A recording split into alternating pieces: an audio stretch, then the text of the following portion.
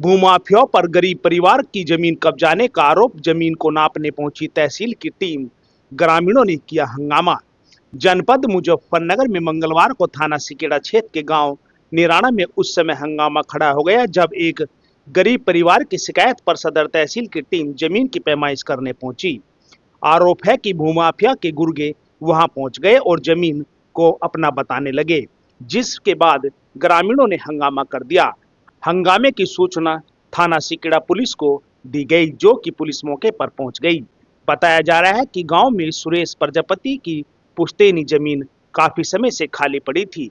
पिछले दिनों सुरेश ने उस पर निर्माण करना चाहा तो बाबू पहलवान नामक एक व्यक्ति भूमाफिया के द्वारा कुछ महिलाओं के साथ वहां पर पहुंच गया और जबरन उस पर अपना कब्जा कर लिया।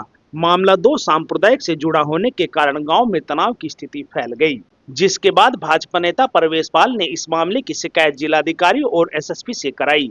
तो जब जाकर तहसील की टीम जमीन की पैमाइश करने पहुंची, ग्रामीणों ने बताया कि बाबू पहलवान एक भूमाफिया है और उसकी नजर गांव के गरीब लोगों की जमीन पर है।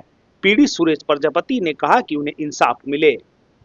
क्या मामला है? ये मामला ऐसा है जी, मैंने अपना भूस भास भरने के लिए अपने पूर्वजों की दी हुई जमीन में मैंने मकान बनाया, जिसमें रात को आकर पुलिस का भी कोई हो सकता है। और रात को बाबू पहलवान और उसके लड़के थे, 3 लेडी थी, आकर मेरे मकान का ताला तोड़ करके रात को उसमें घुस गए। हम सुबह ही देखने के लिए आए, मैं और मेरा भाई। इन्होंने आते ही लाठीचार्ज कर दिया और मेरे भाई का गंभीर चोटें आई हुई हैं। उसके डॉक्टरी रिपोर्ट भी हैं, सब हैं। और मैं तो न्याय चाहता हूँ, अब आगे मैं कुछ कह नहीं सकता। ये कौन है बाबू पहलवान? ये बाबू पहलवान प्रेमपुरी में रहता है, कसाईया। तो यहाँ से क्या संबंध है इसका? ये यहाँ कोई संबंध नहीं उसका, जबरन घुसा आकर। ये इसने कई वाक़े कर लिए और इसके खिलाफ कई मुकदमे विचाराधीन है कोर्ट में। जी हाँ। तो क्या चाहते हैं आप? हम न्याय चाहते हैं। ये हमारे 6 पीढ़ी पहले गुजर चुकी, 7वीं पीढ़ी में मैं खड़ा है। 71 साल की उम्र मेरी आ चुकी। कितनी जमीन आपकी है? ये हमारी ज़मीन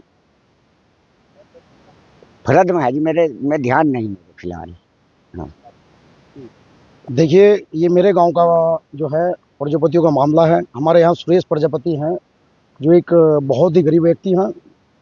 इनकी यहाँ पीढ़ियों की एक ज़मीन थी, दादी लाई, जो इनके दखल खारिज में लेकर सब में इनके नाम है। पहले दादाओं के नाम है, जिसके डॉक्यूमेंट्स मेरे हाथ में हैं, फिर इनके पिताजी के नाम पे आई, फिर इनके नाम पे आई। ये यहाँ से जो क्षेत्र है, ये मुस्लिम आबादी क्षेत्र है।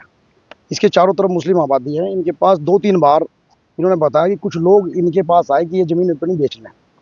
इन्होंने बेचने को उसके लिए मना कर दिया। अब बार-बार क्योंकि आबादी के बीच जंग आ रही है, तो कुछ भूमाफियाओं की इसके ऊपर नज़र आ गई। इन्होंने कई बार इन्हें डराने का प्रयास किया। इन्होंने हमें बताया, हमने कहा कोई बात नहीं, शासन प्रशासन और योगी सरकार चल रही है, कोई भूमाफिया तो भूमाफिया, इसके तुम्हारे आसपास भी भटकने का नहीं। लेकिन हमें नहीं जानकारी थी कि भूमाफिया इतना खतरनाक है।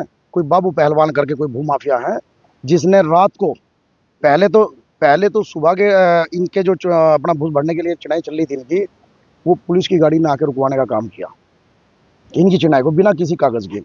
लेकिन क्योंकि गाँव के जिम्मेदार लोग थे, उन्होंने कहा भाई शासन की जब गाड़ी आ जाती है, वो कहते हैं कि रोक दो, तो रोक देना चाहिए। तो जिम्मेदार लोगों ने काम रुकवा दिया सभी लोगों के बीच में। और उसी भी अगले दिन यहाँ बाबू पहलवान 3 औरतों को उस मकान में घुसा देता है रात को, जिसकी जानकारी कप्तान साहब को दी जाती है। कप्तान साहब ने तुरंत कार्रवाई करवाते हुए और एसडीएम साहब ने उन्हें खाली कराने का काम किया। लेकिन खाली कराने में जो पसीने एसडीएम साहब को और सीओ साहब को आए, वो देखने लायक था। उस लेडीज़ ने अपनी नस काटने के लिए एक चाकू तक का प्रयोग किया। सीओ साहब खुद उस टाइम पर मौजूद थे। उन्होंने उस चाकू भी है जो अपने पास बरामद कर लिया था। एसडीएम साहब के पेशकार ने ही वो सीओ साहब को दिया भी है। इनके इतनी दबंग औरतें थी, सीधा वो कह रहे 3 घंटे उन्हें निकालने में लग गए यहाँ से। कप्तान साहब के आदेश थे, बड़ा सम्मान इनको प्रजापति जी को उन्होंने दिया उस दिन कि भई आपकी ज़मीन पर कोई कब्जा नहीं करेगा। मैं जानता हूँ किस तरह के बैनामे यहाँ उठते हैं। आज आप देख रहे होंगे कि बाबू पहलवान यहाँ नज़र नहीं आ रहा, लेकिन उन्होंने अपना एक गुर्गा भेज रखा है, जो पहले तो दूसरी पार्टी के साथ आता था। यहाँ बबलू करके नाम बताता था कि बबलू का बैनामा है, आज बाबू पहलवान के साथ नाम लेकर आ रहा है और ये सूचना दे रहा है कि कानून साहब ने बुलाए। भाई हमें ये नहीं समझ में आ रहा कि यहाँ ये कोई रमाकांत समझ में आया नहीं। रमाकांत है, क्या नाम है अजीब, तो मुझे तो ये पूरा क्लियर नाम नहीं पता उसका, लेकिन इसे कोई नहीं जानता। हमने पूछा भाई तेरा क्या रोल है यहाँ? तो कहना मेरी जमीन है भाई। मगर तेरी कहाँ से आ गई? अभी तो बाबू पहलवान के नाम पे पैमाइश होना आई है। बाबू पहलवान के 4 से 5 मुकदमे न्याजूपुरे में चल रहे हैं। कई मुकदमे कप्तान साहब ने बताए, कई मुकदमे एसडीएम साहब ने बताए कि ये बहुत बड़ा भूमाफिया है। ये जुगाड़ करता है, सेटिंग बनाता है और ऐसे गरीबों की जमीन कब्जा के इनसे मंदे संधि खरीद लेता है। ऐसे ऑफर इनके पास भी आ रहे हैं कि बेच लो, निकल जाने तो कब्जा ही जागी। और कहीं ना कहीं मुझे झोल थोड़ा सा ऊपर लेवल पर लग रहा है, कहीं ना कहीं तो है। ये तो हमारे एसडीएम साहब और कप्तान साहब थोड़े जुझारू लग रहे हैं कि ये सही गरीब को न्याय दिलवा देंगे।